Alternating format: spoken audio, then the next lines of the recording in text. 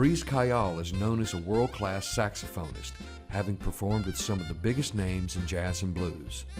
After so many of the city's musicians were scattered across the country in the aftermath of Hurricane Katrina, Breeze found himself in Memphis. His is a story of heartbreak and triumph, and the genuine, lifelong love of music. Join us for a conversation with Breeze Kayal. Oh, when the saints go marching in. And thank you for joining us for a conversation with Breeze Kayal. Breeze, thanks for being here. My pleasure. I've really been looking forward to our conversation today. Definitely, definitely. I'd like to start by asking you, and I know this is probably a hard question, where does your creativity come from? Do you know? I'm not sure about that, where it comes from. I guess it's all of the influences over the years. Start when I was a little boy, just living in New Orleans, listening to the music. There's always something going on. There's always music being played. And my dad used to like to bring home jazz LPs. So I was listening to, Stanley Tarantine and Horace Silver and all those Blue Note and Prestige albums when I was a little boy sitting on his lap listening to all of that stuff. So I think it's just been in me the whole time. I've been subjected to it just nonstop over the years. So osmosis really does work. I think so. Yeah, I you're think just- so. yeah. Did you, as a young man, when you were in school, did you play in the school band? Did you take lessons? Tell me about The that. whole thing. Catholic school with the first day walking with the clarinet and having the teacher start writing on a board, teaching you what note is what, and start you with scales. From day one, it was real lessons. So I went from grammar school to junior high, high school, into college, and the whole time pretty much I was playing. Wow. And did you play in dance bands around, rock and roll bands or Oh, things? sure, I did all of that. When I was in college, then I started, people started really recognizing me and started asking me to come out and come play, and I did big bands and a Latin band, and then I joined a rock and roll band, and we did a whole lot of Stones and Lou Reed and, Springsteen. They were doing all of that, and they were doing the bar scene, so it was all of those tunes all night. So did you always know you were gonna make your living playing music? I kind of had a feeling, but then when I was in college playing and it came to that point where you have to make that decision, what are you going to do? And I was like, yeah, I want to play the horn. We'll see what happens. I'm going to give this a shot. Yeah. What does that do to you as a professional musician when, what does it do to your confidence to have to play every night? Oh, it gives you a lot of confidence. Definitely playing the horn is a hands-on thing, so you're doing it every night. It's second nature after a while. You don't think about what you're doing. You're just doing it. Yeah. Kind of muscle memory. Very much so, muscle memory. Yeah. A lot of that, and just knowing your instrument at that point. You've done it so much, you have so many hours on the clock doing it that it's all second nature to you. Well, but I've seen you play, and you don't seem like you're playing the same stuff every time, though. No. So, how do you kind of walk that fine line between knowing all the licks and then not playing the same thing every time? Being motivated, just the inspiration of the song is going to come at you different every time. It's going to make you play something different every time. It's very hard to play the exact same thing every time. You can come close, but it's never going to truly be exactly the same.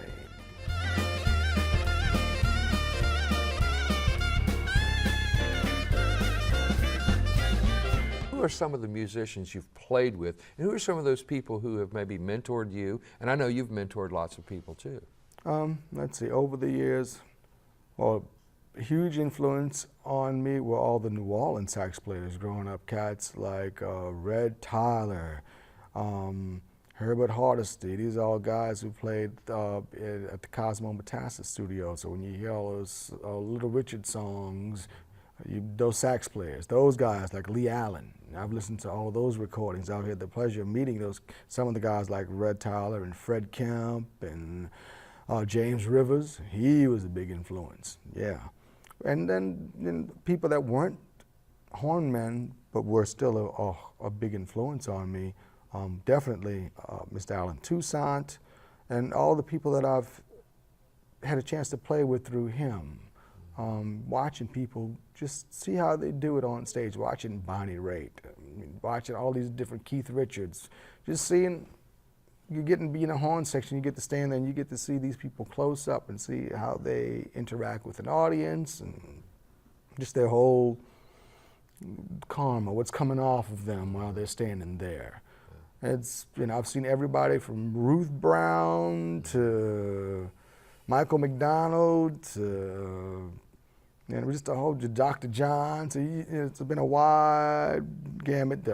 Been standing on stage and have to play with Fats Domino. I did a job one time and I had Fats Domino on piano on this side and I had Alan Toussaint on this side playing another keyboard. So it's like, I didn't want to play. I just wanted to stop and listen to them. What a real big influence. I had a house band on Bourbon Street and I had a guitarist in a band and his name was Eugene Ross. And I used to call him Eugene Ross the Boss because he was unbelievable, the things that he would play. Wow. It would just, solos you would never forget and you would you go back and try to learn them because everything he played was on that level. It was just a natural. Breeze, you've been living in Memphis for a few years now. Yes. And how have you found Memphis as opposed to New Orleans? Was it a difficult transition? The transition wasn't so about the difficulty about it being Memphis, is just the fact that I had to get over how I arrived here, getting over being displaced with Katrina. I was very thankful that it was Memphis because Memphis does have that same vibe about it like New Orleans. It's a river city, it's definitely got the heat. And it's not a hurried place. Everyone still takes their time and everybody still has that hospitality. You can go anywhere and you end up talking to someone. It's definitely got the Southern culture and the pace and the food is still here, so that part really made it easy. It does have the sense of being like New Orleans, as it's a big town, but still has that small town personality about it. It's still an easier way of life, a calmer way of life. Sure. Well, tell me about your experience when Hurricane Katrina hit. Well, it was the first time I ever had seen fear in the weather people's eyes. All the time they would, here's comes such and such a storm, it's going to do this, it's going to go there. But that's the first time that I had seen one that seemed to fill the entire Gulf of Mexico. It was huge, and it was just coming straight in. So when you see these weather forecasters and you see they're really worried about it, you can tell they're not kidding when they're telling you this is going to be bad and it's time to go. Yeah. Where were you when Katrina hit? Actually, I was on a riverboat. I was on the American Queen. I was in the orchestra. We had to leave town late on Saturday night. All the flights were getting crazy with people trying to get out, but a couple of flights did come in and did have some of the passengers, so we had to wait because most of the flights were delayed. So we didn't, most of them did get to town. We got on the boat and we went out like at least about 7:30 in the evening on that Saturday evening. So, and that's not the swiftest form of transportation. Yeah, going upstream. And Winding River is not a straight shot. Yeah, right. And we ended up in Natchez, tied up there. That was surreal because that Monday morning it caught up with us, and we had to tie up.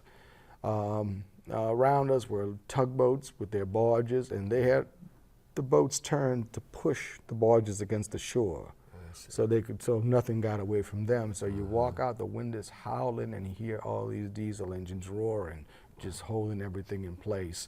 Yeah, you look over, I saw a tree just fall over, it knocked the satellite off the boat. It was intense.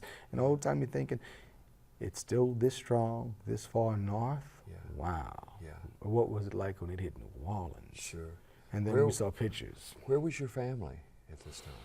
Most of them went to Houston. That was a standard operating procedure. You went at least to Baton Rouge or Moore, Lafayette, into Texas, when you knew the storm was going to come in that direction, towards the eastern part of the Gulf. You head to those western places, and most people always ended up going to Houston. So everybody just went there. You get the hotel room, you wait 2 days, come back. Yeah. Not the case here. No. Wow. No. So what happened after that Monday when you were still in Natchez? Yeah. And you knew where your family was, Yes. but did you have any communication with them? Late at night, when things would calm down, you could actually get on. It would stop saying all circuits are busy. You could finally call someone, and that's actually when I learned about texting, because for some odd reason, you could send a text. You could get back and forth, get answers from folks to find out who was where. And late at night, when the lines cleared up, I'd get calls from different musicians, and everybody was trying to find each other. So that was strange. Because had you ever, I mean, obviously you've been living in New Orleans your whole life. You had never gone through anything of this magnitude, right? No. Did you know what was going on in New Orleans at the time? Yes. Well, we had the footage. We did have a television on the boat that just had regular antenna on it, so we could see the news and see that we were getting the pictures, and I knew where everything was when they would show a street sign and show that the water's all the way up to the street sign, and it's like, well, I know where that is. Right. So, when they showed the area where my house was, and they showed the hospital down the street, and the whole first floor was submerged, well, I knew that was the ball game for me. Yeah. I mean, did you just assume that you would not live in New Orleans again, or did you have the hope that you'd go back and be able to fix your house? Well, you hope for the best. But then when I went back to my house and I finally broke into it, and I looked around, I was like, no. And the thing was, I stayed in town and drove all the way out to my home, so the whole ride was just nothing but just devastation the whole time. I mean, so you're thinking that this just goes on and on and on as far as you can see on both sides, because it was a raised freeway at that point, I-10. You can look around and see for a distance, and it was wiped out. Wow. What does that do to you psychologically? I mean, how did You don't even react? realize at first how deeply you're just upside down, inside out about the whole thing. Because at the time, I'm still thinking about, okay, so where do I live? Where do I go? I've got, my wife, I've got a son, and I'm thinking about, and that's the thing, it's not just about you and your immediate family. Then you start thinking about, like, my parents, and, you start thinking about all your extended family, my sister and cousins, everyone lost their homes. And now you're looking for everyone, because we all live fairly close to each other, 8-10 minute drive, and you're in front of people's homes. You're ready, come on over, sure, bam, you're there. Now, to the far ends of the states, everywhere. So, I mean, after that point, when you realized that you couldn't live in New Orleans anymore, how did you get to Memphis? Did you make a conscious decision, or did you have people here? I had a friend here, a cat named Lee Schwartzberg, a good friend of mine, and I'm in a band with him. I had just performed a show with them not like 2 weeks before, and I started calling people. At that point, you're calling people just to let them know that you are alive. I'm here, this is where I am. And when I got in touch with the band, it was like, well, wait, call Lee, he's up there. It's like, yeah, because you're not thinking straight about who's where or what, you're in space. And I called him up, and he was like, oh, yeah, we're going to take care of all of this. He picked me up and took all my stuff. And at that point, when I was picked up off of the boat docked in Memphis on Mud Island. And that was it. That was the end of the run. They were out of business, because they didn't know if they could go back to New Orleans. The port was ruined. I don't think we can fathom what it means to have your whole world taken away from you. We can't, who've not been through this. Yeah. It's not a member of a club that you want to be part of. Till you don't realize how deeply you're affected by it till you're sitting with other people and you hear them relate their story, and then you realize, man, it's not just me, and maybe I'm not as over this as I thought I was. Because you try to tell yourself, I'm okay, I'm getting it back together, I'm doing what I have to do. But then the strangest thing will happen to you. You smell something, or you hear a noise or something, and it'll remind you, you'll have a flashback to something that you were doing in New Orleans. Did it affect your music? I mean, I guess something like this has to affect everything. Well, first thing that affected the music was that I became involved in the project with Alan Toussaint and Elvis Costello, and they were recording the album The River in Reverse. And that was just a very deep album, very, very, very deep, very stirring, emotionally stirring album. Yeah. Wow. And did you think that you were bringing something to that record that you had not possessed before? Definitely. There was a lot of emotion being put on tape with that. Yeah. Everyone in the room was affected by it. There was no escaping it. It was very strange. Yeah. You know, we're a few years past now. Yeah. How has, you know, are you a Memphian now? I'm getting there. I'm not lost anymore. Yeah. You know, that was the strangest thing when I was first here. Every time I went out, I'd look at my wife and say, okay, I'm going to be lost for a little while, but I will find my way back. Yeah. A lot of MapQuest. Yeah. And so your family is, I mean, has there been healing because Yes. of being here? Yes, everyone has been very supportive. Just the amount of outpouring just is really unbelievable. I've had so many friends. Everyone in the audience is someone that has had a part in helping us put our lives back together. Right. And adapt to being here. Sure. It is a different place. It's not New Orleans, but it has its own thing about it that is endearing. Once you're here and you start just getting acclimated to everything, you start seeing things that are really cool here. You are so adept at playing every style.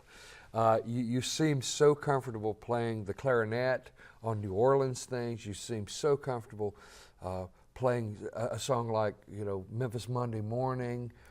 All these things, how do you adapt to these things? You know, we talked about muscle memory before and how it just kind of happens, but you know, it seems so genuine when you're playing this. I mean, you really possess these types of music.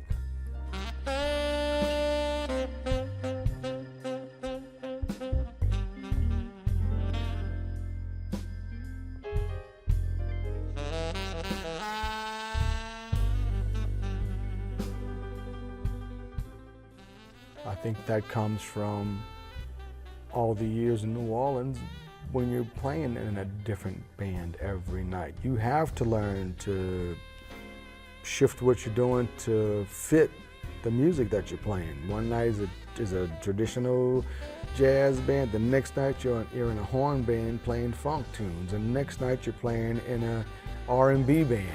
You know, the next night, who knows where you're gonna be? You're gonna be playing in a show that's gonna be playing old, you know, show tunes. So you learn to adapt what you're doing to fit the surroundings.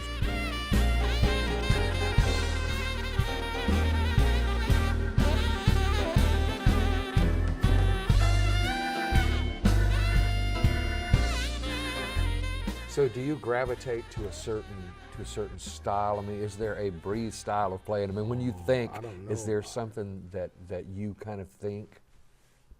What do I don't, well, I know I'm a fan of a ballad.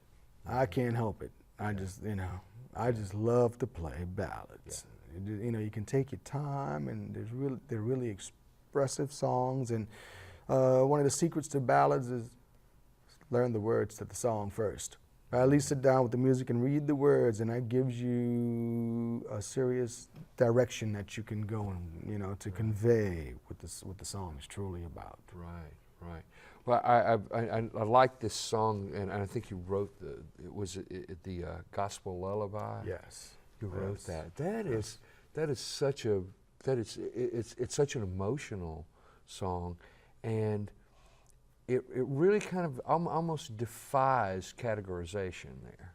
I heard the influence of the churches, the Baptist churches in New Orleans, that, you know, dum, ah, ah, dum, ah, ah.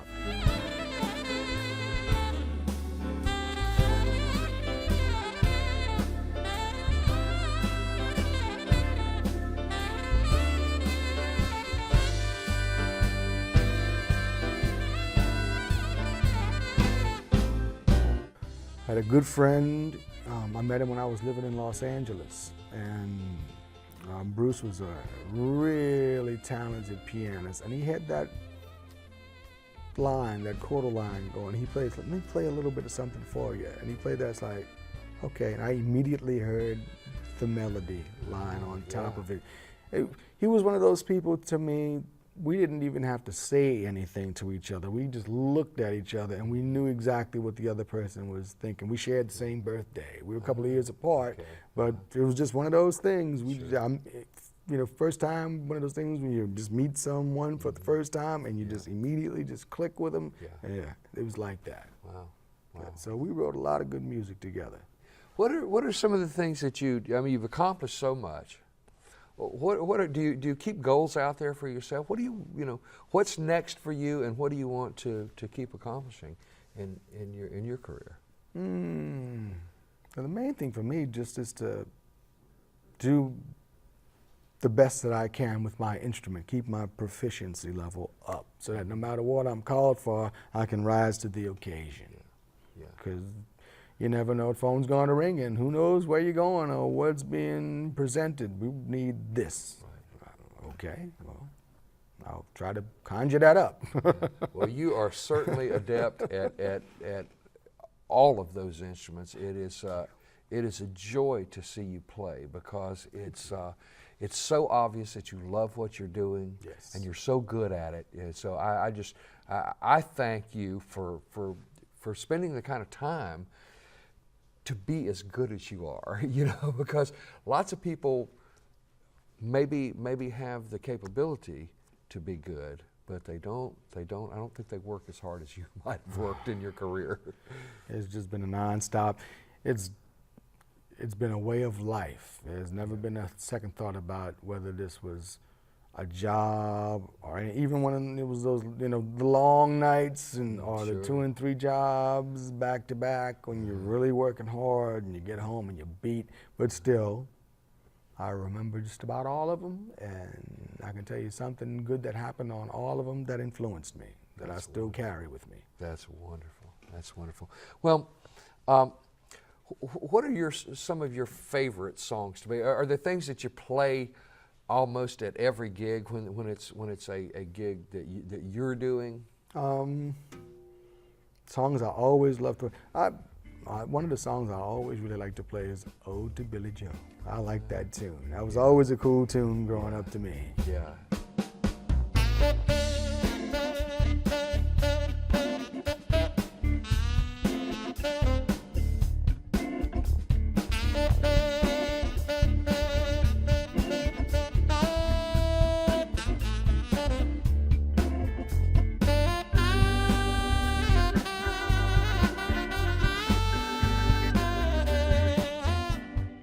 Beautifully written song, and haunting, and all of those things. And let me say, you've got a great arrangement of that. That really, you kind of take it a little, I don't know, so the end chord on the end of the phrase, I really like where you take that.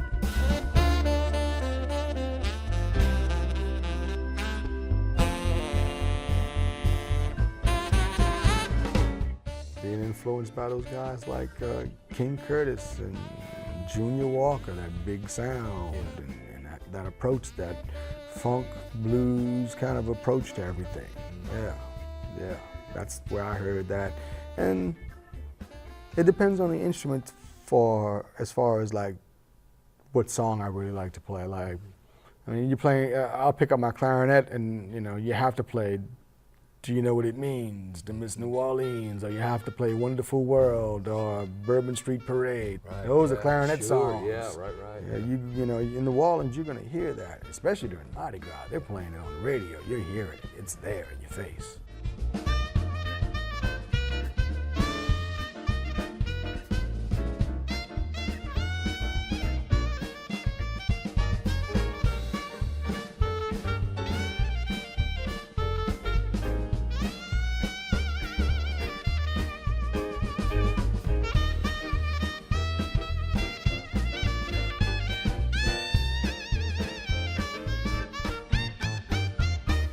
Breeze, thank you so much for being here. This has been a treat for me. I love to hear you play. You're a great player, and thank you for being you.